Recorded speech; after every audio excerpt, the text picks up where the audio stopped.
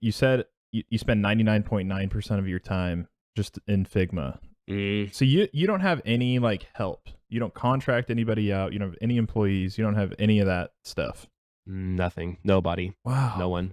But that is to say, I do not run a business in the traditional way either. Much Right. like I'm not a traditional entrepreneur, the way that I run my business is crappy. It's crappy. Well, thankfully, the output is solid, and Yeah. that's what carries me through. Yeah. But and I recently tweeted about this, right? Like I don't follow any metrics other than my MRR, and I don't even look at that very often. Even being a subscription business, right? That's like the core of what sustains you, right? Like I don't really look Yeah. at it. I don't know where people come from. I don't know how long people stay.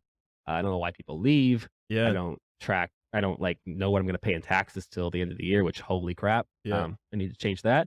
And I don't do all these things that other businesses do. My focus is just on output, Right. and it's gotten to me where I'm at. Certainly not something I'd advise, but it's worked for me. Yeah.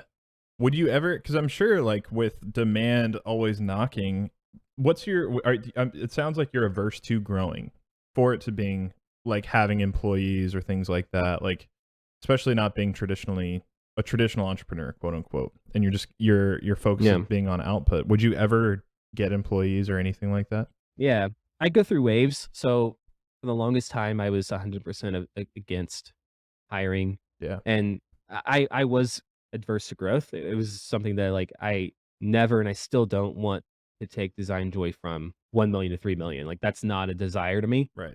I just want to create a good living and do the work myself. I like designing. I don't like managing people. I Yeah. don't like taking on the responsibility of someone else's livelihood and paying them a salary, like Yeah. that stuff to me is stressful, and it creates a lot of other things. The stress that I have just maintaining the work is less than the stress that I think I would feel managing a team and growing this thing, taking it to the moon. I feel like there's pros and cons to both, but I don't have any desire.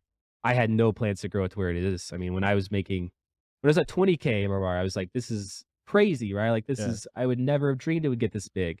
I would have been perfectly content just staying there. Right. But the demand just never stopped coming, and it kind of just grew beyond what I personally did to Right. help it get there. So I think it's so like inspiring though, because a lot of people like no one really needs to be a 10 millionaire. No one really needs to have $100 million exit from a company or whatever. Like truthfully, you don't even need $1 million per year to like live a happy, good, fulfilling mm, life. But like I love that you're in a position, and I think it's a really cool example of like what can be possible online is like having a one person business where you're right. If you don't like managing people, like I feel like the traditional thinking is like, especially in the tech world, the more people you have working for you, the better you're doing, quote unquote, or the more money you make, mhm. the better but it's like, man, some companies that make a ton of money are miserable, like inside of them.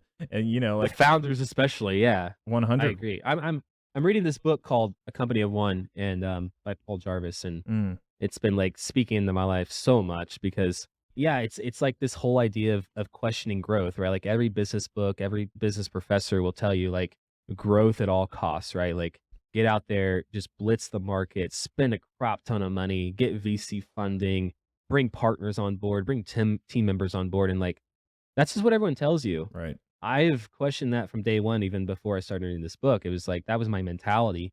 And so when I found someone else that has the same mentality, it was like, shit, like I gotta get in with this guy, like figure out this out. And yeah, it was just this like I don't have a desire to grow. I don't have a desire to even be where I'm at. Like I Right. want to Yeah. scale back. Like Right. I don't want to be here for long. It was just this like I don't know, like it was just grew without me doing anything and like making the choice. I've never made the conscious choice to grow Design Joy from day one. I mean, maybe the launch on Product Hunt, that was the only conscious decision that I ever made Yeah. to grow Design Joy.